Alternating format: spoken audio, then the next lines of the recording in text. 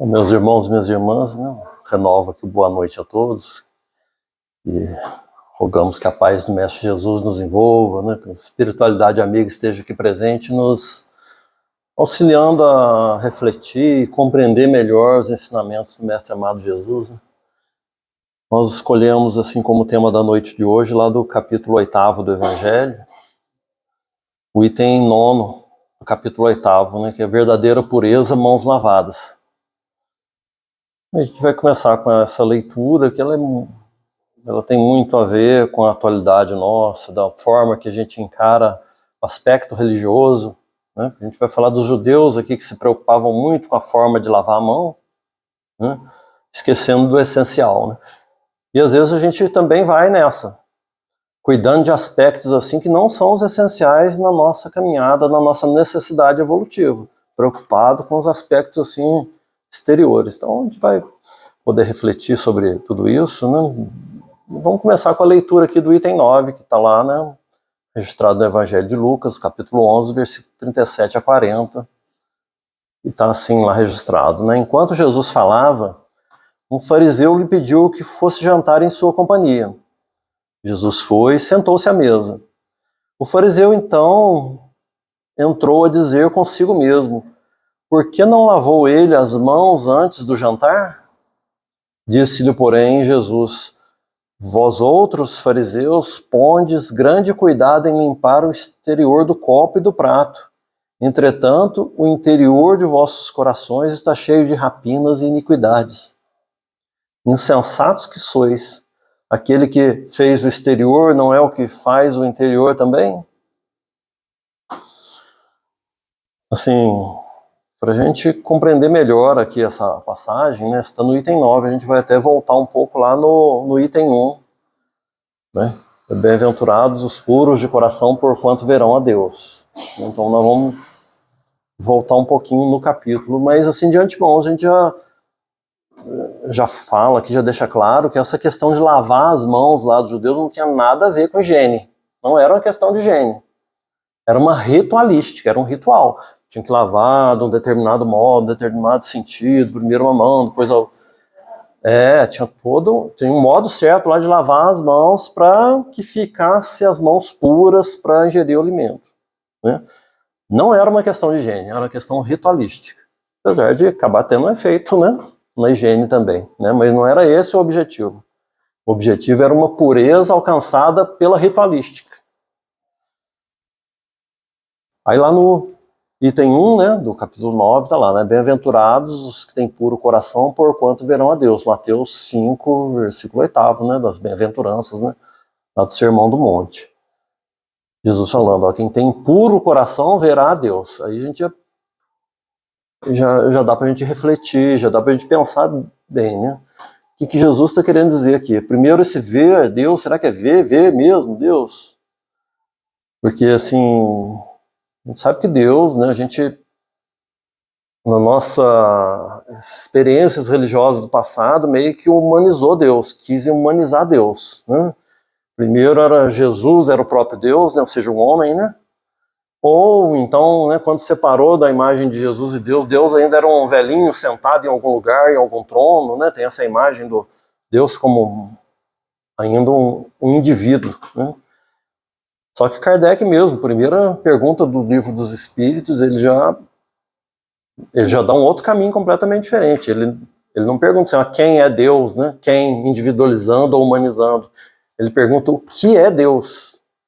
Já faz uma abstração na própria pergunta, porque é claro que Deus não é uma forma humana ou humanizada, né? Só que a gente, ao longo dos séculos, muitas vezes, né, fez isso, querendo humanizar Deus, né? E você humanizando Deus, você poderia ver Deus, né? Mas sabendo que Deus é abstração, será que ainda assim dá para ver Deus? Como Jesus afirmou, bem-aventurados que têm puro coração, porquanto verão a Deus. Os estudiosos da Bíblia, vários, e mais recentemente o próprio Haroldo Dutra Dias, né, analisando a estrutura da palavra lá, verão, né, e ver se não tinha um outro sentido, tinha um outro significado, que nas traduções acabou, né, pegando essa acepção para nós aqui de ver, de visão, né, E ele afirma, não, realmente, lá no grego, no hebraico, no aramaico, esse ver era de visão mesmo, era ver mesmo, com os olhos. Né? Aí a gente pensa assim, mocha, mas né, se Deus não é individualizado, não é humanizado, assim como que vai ver? Né? Aí a gente se socorre aqui do Livro dos Espíritos.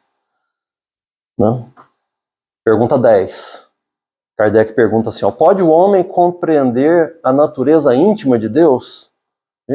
Dá para a gente entender realmente o que é Deus? Kardec está perguntando, dá para a gente entender a natureza íntima de Deus? Os espíritos respondem simplesmente, ó, não, falta-nos para nós um sentido.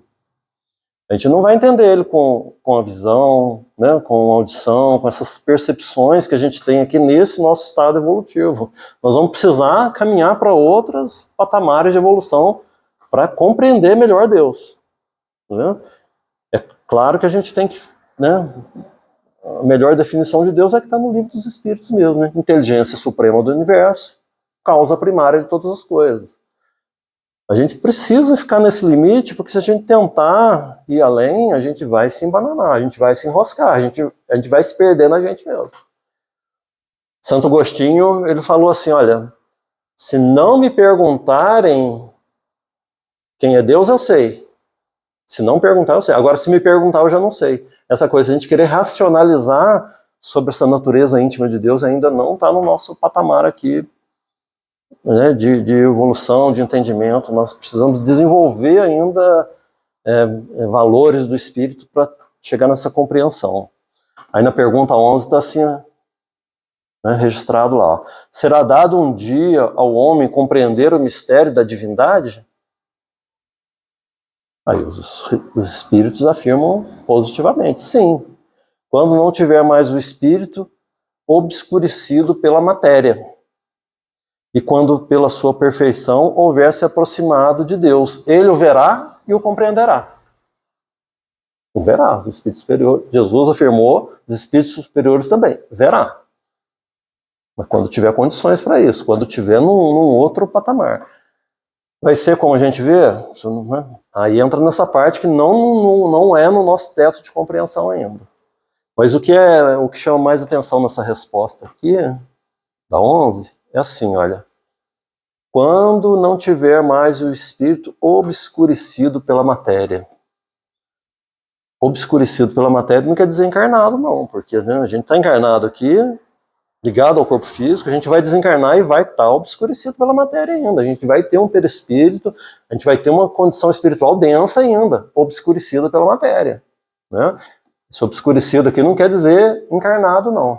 Quer dizer realmente nos estágios primeiros da evolução, ainda muito ligado aos instintos, ainda com muito, né, um cabedal muito amplo ainda a ser desenvolvido, assim, de, como Jesus chamou, né, de tesouros do coração. A gente vai precisar desenvolver nisso, se livrando assim dessa influência mais grosseira, mais material, que na verdade é o que Jesus fala ali, a verdadeira pureza. Pureza, o que a gente precisa se purificar é dessa influência da matéria. Influência nesse sentido assim doutrinário que a gente está falando aqui, de elevar o padrão do nosso espírito, por consequência do nosso perispírito, né? É sutilizar mesmo essas forças espirituais. E é claro que isso é um trabalho para muitas e muitas e muitas reencarnações, muitas eras. A nossa trajetória evolutiva é essa, para a gente se depurar dessa influência da matéria que é inerente ao nosso estado evolutivo, o processo de criação, né? A gente é criado simples e ignorante, né? Conforme no Livro dos Espíritos mesmo, e pelos nossos esforços, pelo nosso mérito, pela nossa caminhada, a gente vai sutilizando, vai espiritualizando como um todo. Então esse ver ali é muito mais do que um conceito físico, assim, é aprender, é compreender. Um dia a gente vai ter essas capacidades para isso, quando tiver também essa pureza de coração, que é, né, a purificação do espírito mesmo, né? Por isso que, né, no topo da escala dos espíritos, que está aqui no Livro dos Espíritos também, qual que é o espírito que está lá no topo da escala? Espíritos puros. Espíritos puros. puros de quê? Dessa influência mais grosseira, mais material, mais animalizada. Quanto mais a gente vai subindo, mais vai se desfazendo, né, desse vínculo, né, com os instintos, com a animalidade. Né? Ainda para a gente compreender bem, né, esse conceito de ver a Deus, tem a questão 244 do Livro dos Espíritos também. Eu sei que hoje não é bem assim uma palestra, né, tá mais como um estudo, assim, né, aquela coisa a gente pegar e esmiuçar um pouco o assunto para a gente compreender, porque a gente tem essa necessidade, né. Então lá na 244, Kardec pergunta diretamente, ó, os espíritos veem Deus? Direto aqui na nossa questão, né. E os benfeitores respondem, ó, somente os espíritos superiores o veem e compreendem. Afirma novamente, vê Deus. Os superiores, né, os espíritos puros, veem e compreendem. Os inferiores, que somos nós, né, o sentem e o adivinham. É essa a nossa percepção de Deus. A gente, né, Jesus é o nosso irmão maior, né, a gente sabe que Deus é o Pai Criador, a gente sente isso, a gente adivinha Deus por trás da criação. Né? Porque é da nossa condição aqui ainda, e está tudo certinho. Né? Um pouquinho para trás a gente não tinha nem essa, né, não conseguia nem sentir Deus, não conseguia nem visualizar assim, Deus como realmente por trás de tudo, né? No amparo e na providência de tudo. Isso bem pouco tempo atrás nem isso a gente conseguia, então a gente já está conseguindo aqui, ó, sentir e adivinhar Deus, né, por trás de toda a bondade assim, da criação. Aí tem um comentário, né, de Kardec a essa questão 200 e... Não, na 218 está assim, ó. 918. Por quem disso se pode reconhecer num homem o progresso real que o elevará o espírito na hierarquia espírita? O que determina, né, Kardec está perguntando aqui, ó, o que demonstra que cresceu, que esse espírito realmente evoluiu? Os espíritos respondem, o espírito prova sua elevação quando todos os atos de sua vida corporal representam a prática da lei de Deus. Ou seja, realmente está espiritualizado. Né? Ele vai assim no exemplo máximo para a gente compreender a ideia. Né? Né, representa a prática da lei de Deus e quando antecipadamente compreende a vida espiritual. Esse é aquele que está caminhando, esse é aquele que realmente já progrediu, aquele que já conseguiu purificar, já conseguiu liberar um pouco dessa influência da matéria. Né? Nosso irmão hoje comentou, né, que um amigo da casa, da cidade, né, desencarnou. É sempre um momento difícil para todos nós, inclusive para o espírita. Né? Uma amiga nossa lá de São Lourenço uma vez foi repreendida num velório porque estava chorando, como se fosse, né, nossa, mas você é espírita chorando? Fala, ué, a gente ama a pessoa, tem afeto, não vai ter a presença dela, que é lícito chorar, sentir a saudade, sentir a ausência, né, vai ter que se adaptar, tem que viver esse luto. Né? Mas agora o que não se espera do espírito realmente é desespero, desequilíbrio, revolta. Por quê? Porque compreende a vida espiritual, ainda que minimamente a gente sabe que, né, deixou o corpo físico, e aí, morreu? Não, continua vivo, para lá do corpo físico, né, retornando à pátria espiritual. Né. O espírita, ele compreende isso, então sofre, dói, é um momento difícil, mas a gente compreende esse mecanismo da vida, e a gente precisa compreender mesmo, porque daqui a pouco é nós que estamos passando para lá, ué. Ou a gente não pensa nisso, ou a gente pensa que, né, a gente sempre toca nesse assunto nas reuniões e palestras espíritas, porque de uma forma geral a gente meio que se esquece disso. A gente reencarna, a gente está vivendo um corpo físico, e a gente valoriza tantas questões relativas a esse corpo físico, a essa condição material, que parece que a gente vai viver para sempre. Né? Basta ver um momento de dificuldade, como que a pessoa se desespera, às vezes, com uma enfermidade, nela própria, ou às vezes num filho, numa pessoa querida, assim, é um momento de preocupação, de angústia, mas e cadê a compreensão da vida espiritual? Cadê aquele de saber que nós já vivemos, viemos no passado, temos as nossas necessidades evolutivas, kármicas, né? Temos os reajustes para fazer, temos aprendizados a realizar, e por enquanto, né, nessa condição do planeta de provas e expiações, vai envolver ainda a dor, vai envolver ainda as provas, as expiações. Então está tudo dentro desse processo, né? Então o espírito, ele, vamos dizer assim, né, ele tem a obrigação, entre aspas, né, de aceitar melhor esses momentos, inclusive assim, de dar o exemplo assim de fé, o exemplo mesmo assim de resignação, de confiança em Deus, né? Quando questionaram Jesus lá do batismo, né, você foi batizado, né? Eu falei, fui batizado. Agora vocês serão batizados com fogo e Espírito Santo, né? Batismo de fogo. O que é o batismo de fogo? Esses momentos de dor, de prova, onde você vai provar sua fé, onde vai aferir o valor ali, onde vai ver o quanto que já se desprendeu da matéria. Porque somos espíritos imortais. É isso que a gente perde de vista muitas vezes, principalmente quando a gente está se equivocando no caminho da vida. Quando a gente está sendo egoísta, quando a gente está sendo vaidoso, orgulhoso, a gente está colocando numa situação transitória uma importância que ela vai passar assim, ó, num instante. E aí? Jesus falou também, né? Onde você coloca o seu coração, aí está seu tesouro. Onde a gente está colocando o nosso coração? Onde é que a gente está colocando o nosso coração? É Jesus que está perguntando. Onde você coloca o seu tesouro, aí está seu coração. Se eu coloco em questões materiais, se eu coloco no corpo físico, se eu coloco na juventude, se eu coloco na questão da posse, num reconhecimento terreno, e aí, eu estou pondo meu coração ali, e aí na hora que eu perder isso, como que eu vou ficar? Aí vem a revolta, aí vem a inconformação, aí vem o questionamento da bondade de Deus, né? É porque realmente não está compreendendo a vida espiritual, mesmo com todos os elementos, mesmo com toda a informação, com todo o auxílio que nos chega, né, com toda a literatura espírita, o próprio evangelho, né, e tudo mais assim. E aí, o quanto que nós estamos absorvendo disso? Então, quando Jesus ele critica lá o fariseu, critica assim, né, ele contesta o fariseu que estava muito preocupado com o aspecto exterior, falando assim, ó, cuida do interior. Quem fez o exterior, que é Deus, ele fez tudo.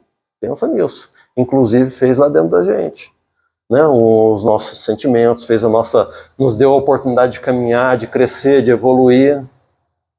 Onde é que eu estou colocando a minha atenção agora? Aí não estamos falando para o fariseu, para o judeu, não estamos falando para nós espíritas. Onde a gente está colocando?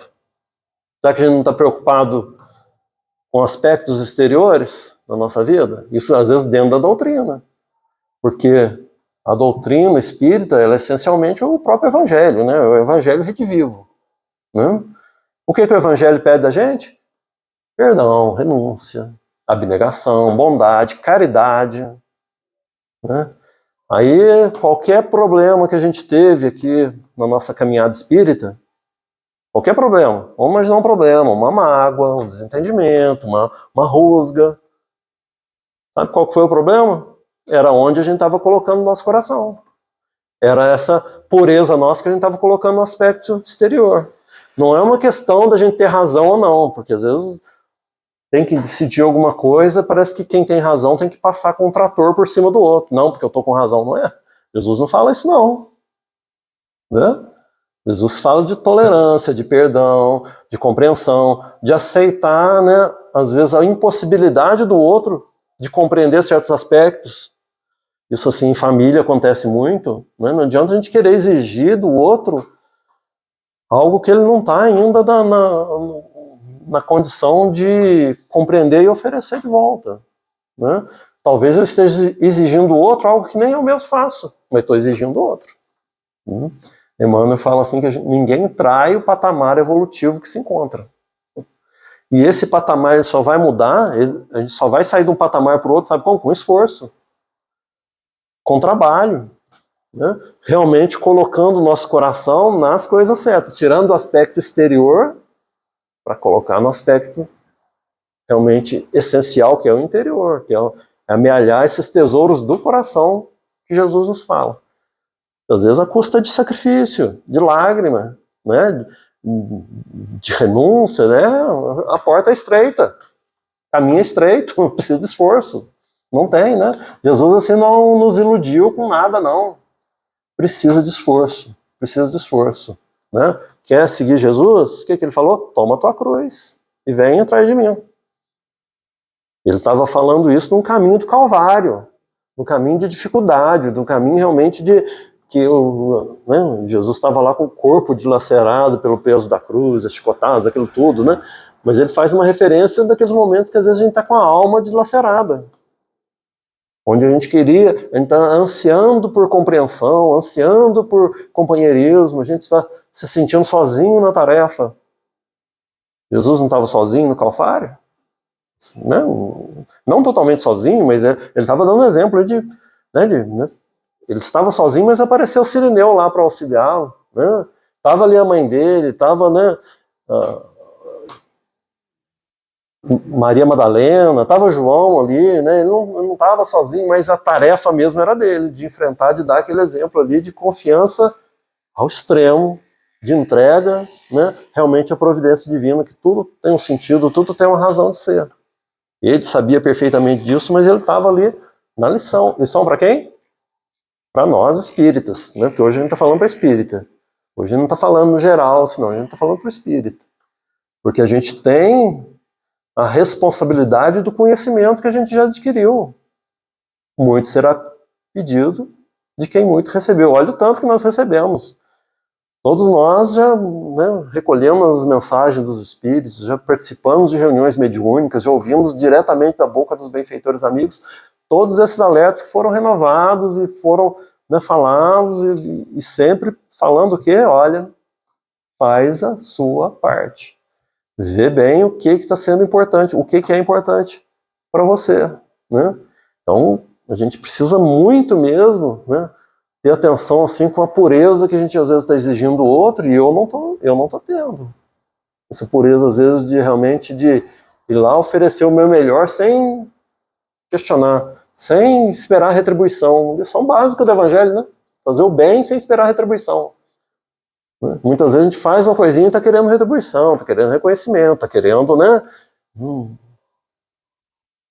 A gente não está extraindo o valor do aprendizado, a gente não está realmente naquela oportunidade que nos chegou ali, realmente caminhando, se esforçando para mudar esse patamar que a gente está.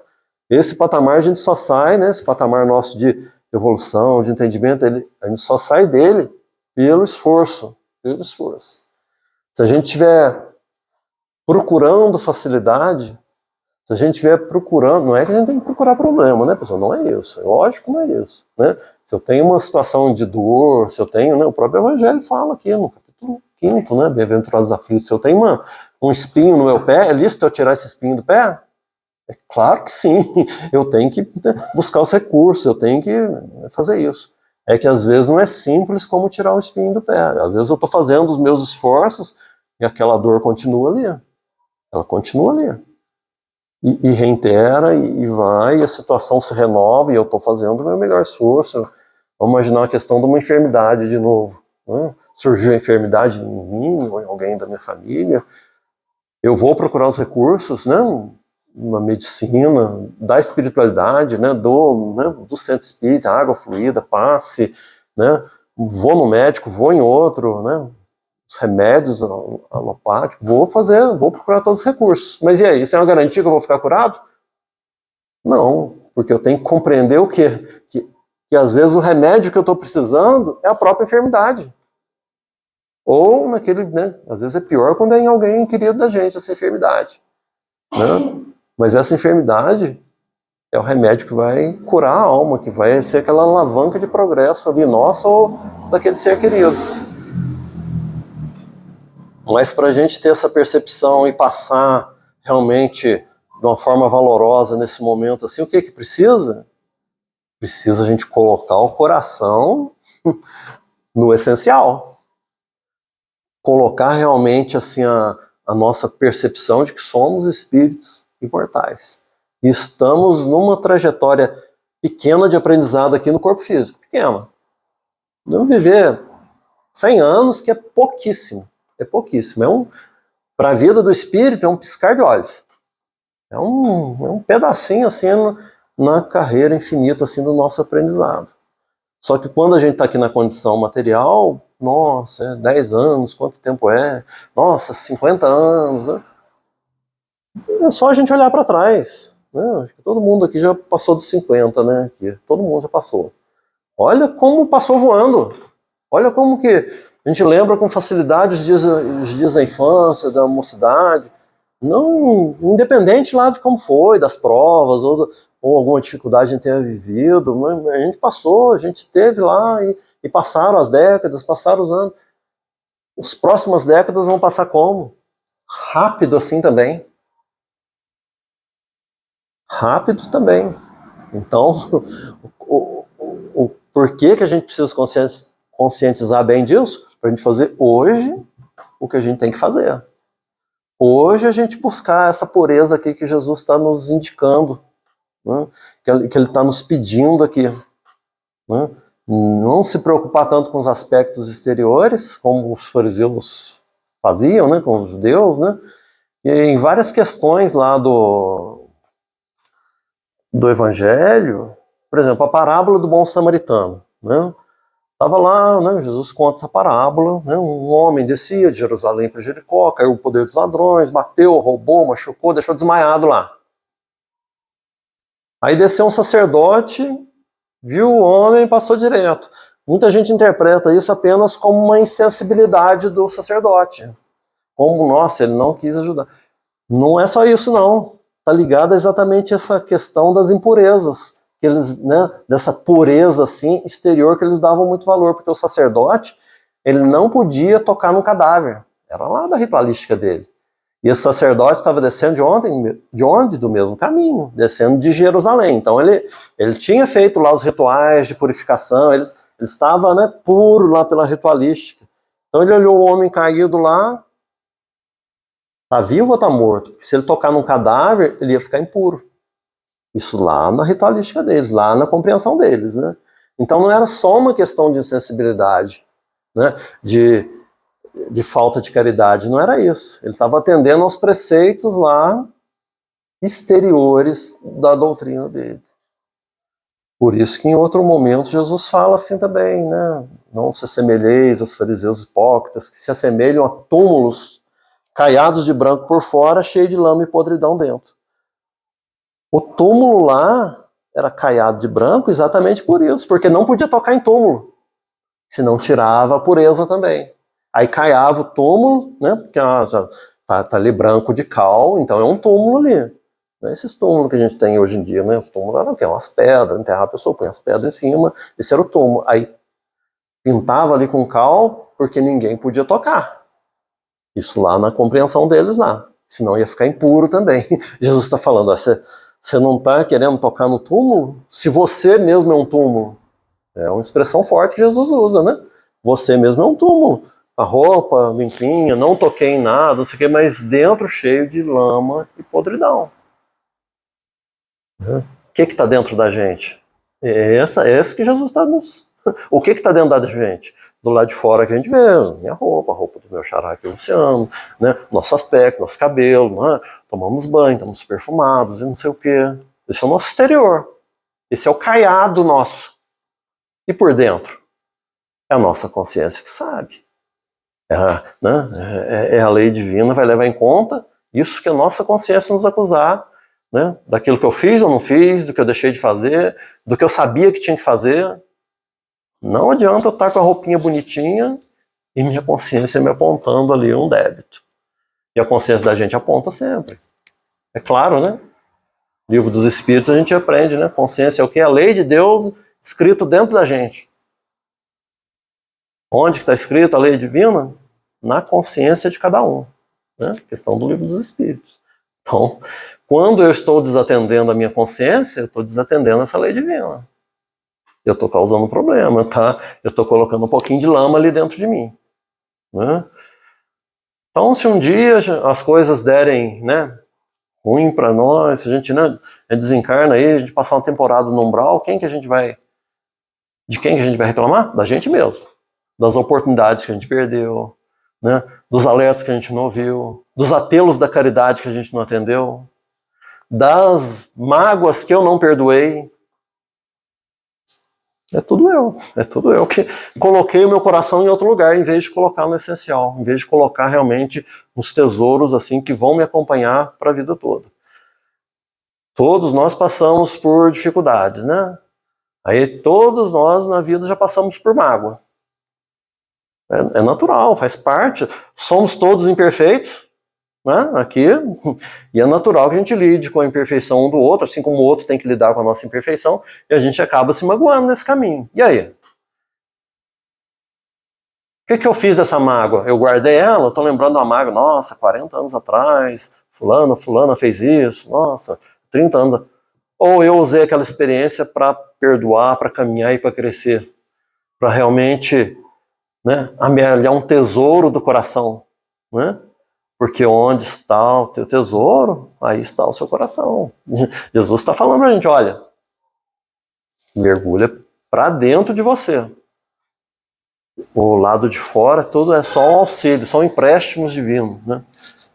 A nossa família que a gente reencarnou, o meio de vida que nos dá o sustento, né? Os nossos amigos, nossos familiares, isso tudo são circunstâncias do lado de fora da gente, né? É como um material didático para a gente fazer aquilo que a gente tem que fazer, né? Nós aprendemos a ler, escrever, né, nos cartilhas da escola, né? Olha quanto tempo faz isso, né? Cadê essas cartilhas? Cadê aquele livrinho que a gente, né, fez aqueles tracinhos para começar a aprender a ler, escrever? Cadê esses livros? Eles já não existem mais há muito tempo, não é? Mas não ficou o aprendizado? Nós não sabemos ler, bem ou mal, né? Um pouquinho assim, a gente sabe ler, escrever, né?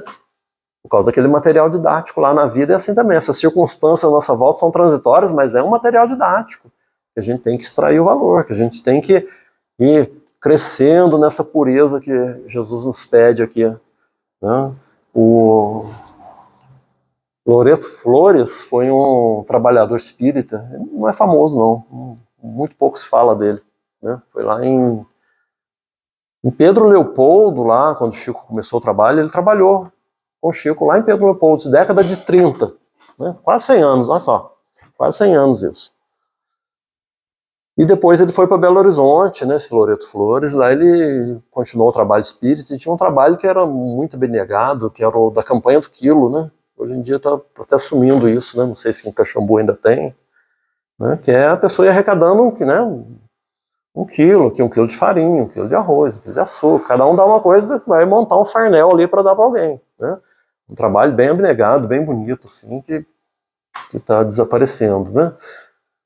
Aí esse Loreto Flores fazia essa arrecadação, ia de casa em casa pedindo, aí ele chegou na casa lá de uma senhora assim mais fanática, assim, religiosa, né? Aí, né, bateu assim na porta e falou, é a campanha do quilo, sabe? Né? Aí ela falou, você é espírita? Eu sou. Aí pegou e cuspiu na cara dele. Cuspiu assim na cara dele, assim, né? Aquele sinal de desprezo mesmo, de, né? Como se fosse o demônio que estava ali na frente, né? Ele, Loreto Flores, assim, né? Aqueles homens daquela época elegantes, assim, tirou o lencinho do bolso, assim, enxugou, né?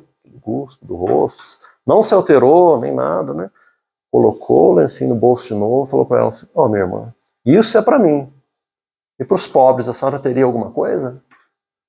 A senhora lá ficou tão desconcertada com aquele ato de humildade que ela pegou, foi lá dentro, pegou lá uma doação para entregar para ele, né? Esse é um exemplo assim daquele que está colocando o coração realmente no essencial, que está realmente buscando essa pureza, que está realmente colocando o evangelho como um roteiro de vida.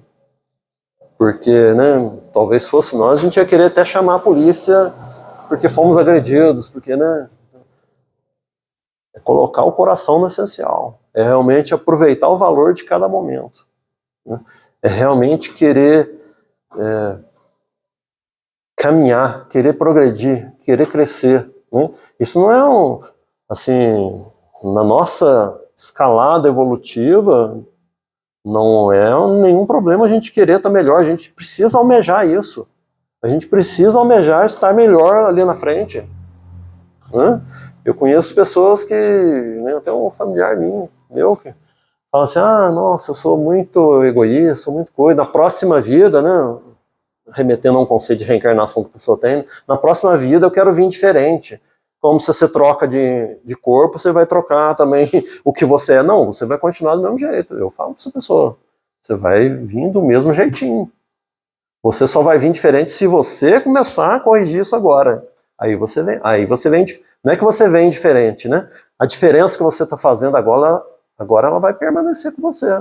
E lá na frente você vai estar diferente de hoje, pelo seu esforço, pelo seu empenho, por ter ouvido o evangelho, ter buscado realmente aplicar, né? Ter buscado a pureza verdadeira, não a pureza do lado de fora, que nós conversamos aqui, não a pureza da aparência, né? Falar de mágoa de novo hoje, não sei porquê, né? Deve ser porque estamos precisando, né, trabalhar isso, né? Acontece uma mágoa, acontece uma treta, né? Eu vou lá, mas eu sou espírito, eu vou perdoar. Eu perdoo a pessoa, eu volto a conversar com a pessoa, eu tô ali com a pessoa, e por dentro, como que eu tô? Porque às vezes por fora eu consigo vestir uma máscara assim, eu consigo suportar a pessoa, mas por dentro eu ainda tô sangrando ainda, eu ainda tô naquele processo de ressentir, né? O ressentimento. A própria palavra tá falando, ressentir é o quê? Quando eu fico sentindo de novo a mágoa. Ressentimento é você ficar ressentindo aquilo que te doeu. Porque é muito boa a posição de vítima. A gente gosta da posição de vítima. Olha o que aconteceu comigo, olha o que fizeram comigo. Às vezes ali para a situação eu demonstrei assim um perdão, demonstrei um entendimento, mas lá dentro de mim não. É o que Jesus está falando, a verdadeira pureza.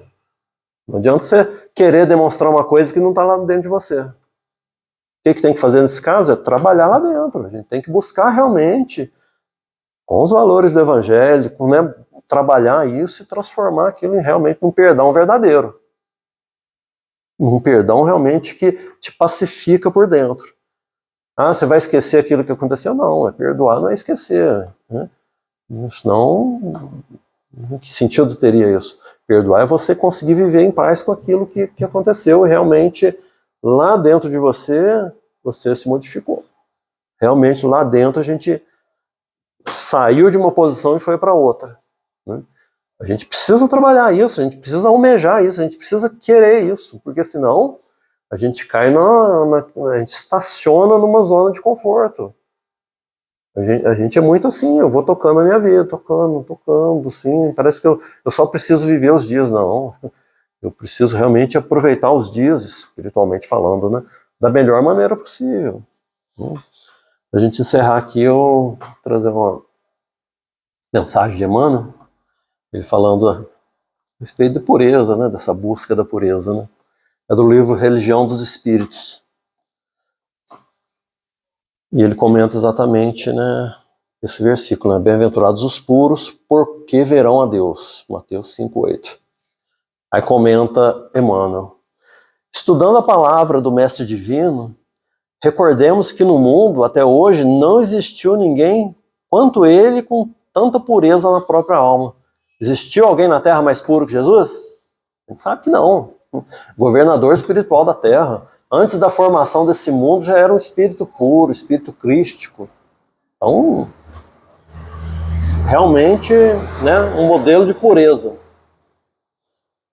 Aí Emmanuel continua aqui, ó. Cabe-nos, pois, lembrar como Jesus via no caminho da vida, para reconhecermos com segurança que, embora na Terra, ele sabia encontrar a presença divina em todas as situações e em todas as criaturas. A gente se esquece que em tudo está Deus. Em tudo tem a presença divina, em tudo. Né? Nas coisas boas é fácil a gente imaginar, né? Eu vejo um pôr do sol vermelho, lindo, ali é fácil ver Deus. Né? Mas quando acontece uma tragédia, quando acontece uma situação de dor, de calamidade, onde que está Deus ali? Tá ali? É lógico que Deus está ali. Não causando aquilo, né? Mas no mecanismo de progresso, de crescimento, está permitindo que aquilo aconteça com finalidades óbvias de crescimento espiritual. Né? Continua Emmanuel. Para muita gente, a manjedoura era um lugar desprezível.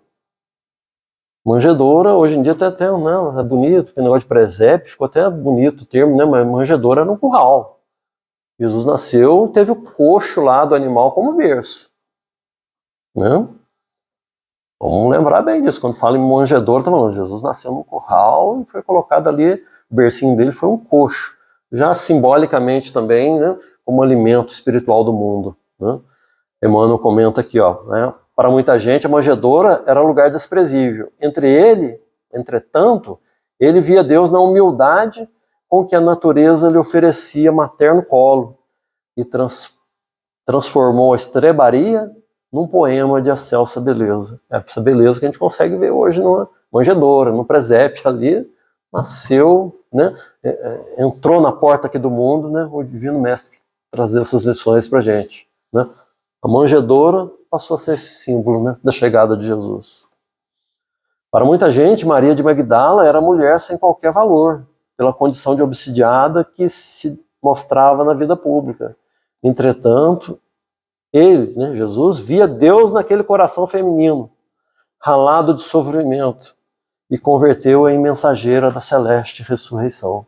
É uma página lindíssima do Humberto Campos, no livro Boa Nova, falando da conversão de Maria Madalena, né, Maria de Magdala, né, que ela se perdia naquelas questões da sexualidade, né, dos bens materiais, da prostituição, mas ela, o que realmente tinha dela era um anseio muito grande de afeto, de espiritualidade, de amor, que ela não conseguia, né, direcionava daquela forma equivocada. Né? Tanto que quando ela encontra Jesus a primeira vez, ouve ele falar, foi o bastante para ela mudar completamente o rumo da vida dela. Uma mulher rica, poderosa, né? Ela mudou completamente, ela abandona aquilo tudo para seguir Jesus, naqueles 3 anos ali né, da caminhada de Jesus, da pregação do Evangelho. Ela teve os 3 anos ali junto de Jesus, né? Porque tinha lá Jesus, os apóstolos, tinha aquela multidão que acompanhava ali Jesus, e acompanhando a multidão tinha também aqueles trabalhadores que prestavam auxílio aos anciões, enfermos, abandonados, aos órfãos, aqueles doentes, os enfermos, os aleijados. Maria Madalena estava entre um desses, que acompanhava Jesus, trabalhando ativamente ali naquele amparo. Essa informação do Humberto Campos também. Né? Ou seja, a transformação dela foi uma transformação real, ela realmente começou a colocar o coração dela naquilo que realmente tinha valor. Né? Continua aqui Emmanuel, né? Para muita gente, Simão Pedro era homem rude e inconstante, indigno de maior consideração. Entretanto, ele via Deus no espírito atribulado do pescador semi-analfabeto que o povo menosprezava e transmutou em paradigma da fé cristã para todos os séculos. A gente vê passagem no próprio Evangelho, né, que Pedro realmente, o Pedro vacilante, preconceituoso, sabe, arrogante, né? Tem muitas passagens que fica bem claro isso, né? Pensa bem, ele negou Jesus 3 vezes. Então, né? Ele que era da primeira hora ali, né? Que Jesus dormia na casa dele, né? O chefe dos apóstolos, né? E negou, com medo de ser preso, com medo de ser crucificado, negou Cristo 3 vezes. Ou seja, isso fala dessa fragilidade humana dele. Mas Jesus estava vendo muito além, estava vendo muito além daquele momento, daquele estágio que ele estava ali naquele momento. Né? Ele viu que ele ia se tornar, assim como é com cada um de nós aqui. Jesus não está olhando para as nossas imperfeições, para o nosso atraso moral, espiritual, não. Ele sabe o que a gente pode vir a ser, dependendo se vai ser mais rápido ou mais demorado, somente da gente mesmo. Vai levar quantas encarnações? Vai levar quantos séculos? Né? Ou quantas décadas? Depende de nós. Depende da gente atender esse apelo da nossa própria consciência e fazer o que é certo agora. Colocar realmente o nosso coração na pureza verdadeira que é aquela lá dentro da gente. Finalizando aqui, né? Para muita gente, Judas era negociante de expressão suspeita, capaz de auspiciosos ardis em louvor de si mesmo.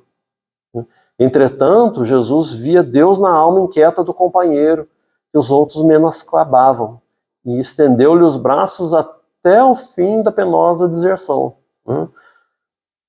Quando Judas vai entregar Jesus lá para os romanos, que beija ele, né, Jesus fala, meu amigo, aqui veio, o chama de amigo, naquele apelo assim, olha, acorda o que você está fazendo, Momentos antes, na Santa Ceia lá, né, aquela última refeição deles, Jesus parte o pão. Para quem que ele dá o primeiro pedaço?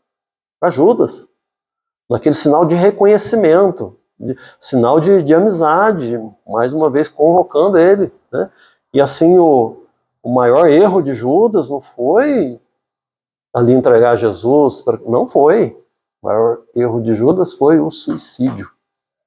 Ele, né, depois, quando ele acordou para a realidade ali do erro, ele, né, escolheu essa saída equivocada e lamentável. E esse foi o grande erro de Judas, o suicídio. Né? Aí, pular para o final aqui, ó. Se purificares assim o coração, identificarás a presença de Deus em toda parte. Irmão está falando isso. Vamos fazer como Jesus? Vamos buscar a presença de Deus em tudo? Principalmente no momento de dificuldade, no momento de crise, no momento que a coisa parece que não está bem.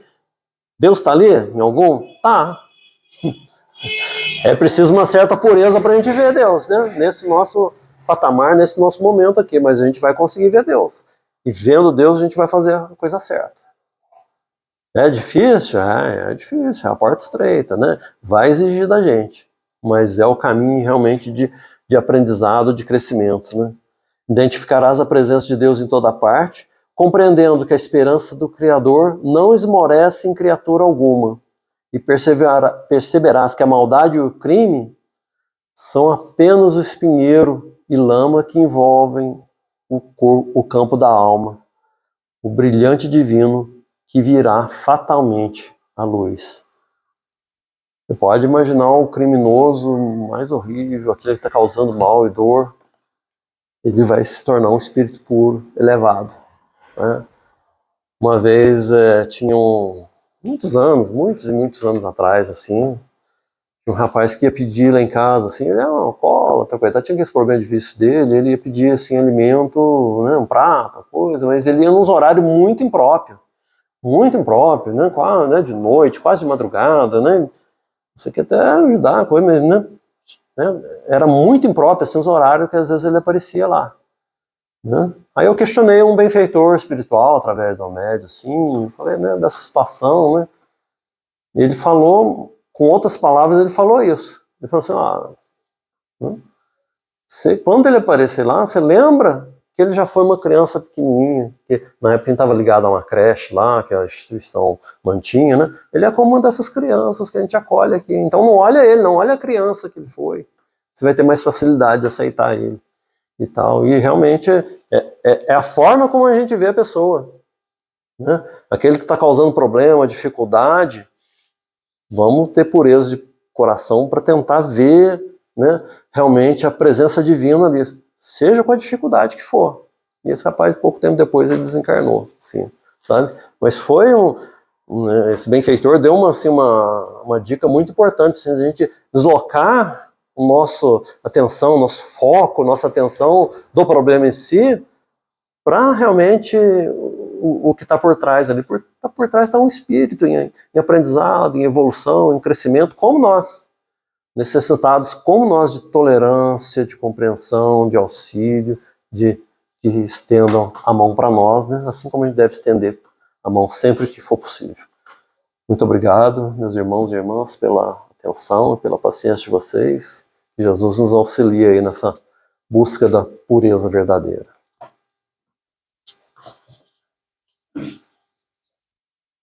Bom, hoje nós não teremos o passo